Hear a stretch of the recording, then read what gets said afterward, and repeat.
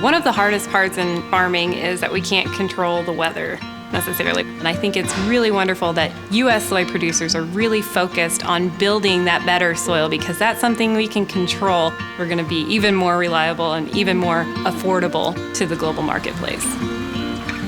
I truly care about how I raise my crops and how I market them, and also how I sustainably raise them to leave this land in better condition for future generations of my family. So I'm standing out here in this beautiful field where I no-tilled my soybeans, which means I just planted right into the ground the standing corn stalks. And what that does is hold those nutrients, if there's anything left from that corn plant, right in the soil. I'm also surrounded by a whole bunch of windmills too. And that is how I farm these hills, highly erodible hills, sustainably. It keeps the soil in place, it keeps the water quality high with the cover crops, and so no nutrients are going down to the water table or the stream bank down below.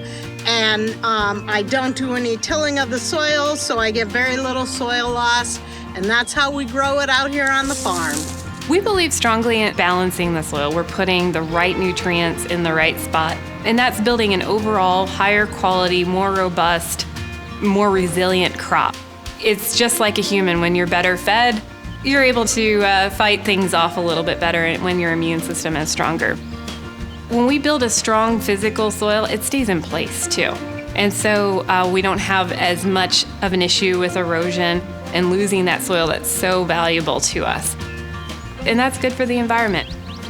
I've said it before on our farm, and I'll say it here too, but we really focus on what's good for the farmer, it's good for the environment, and it's good for those of us who like to eat. So that's our focus.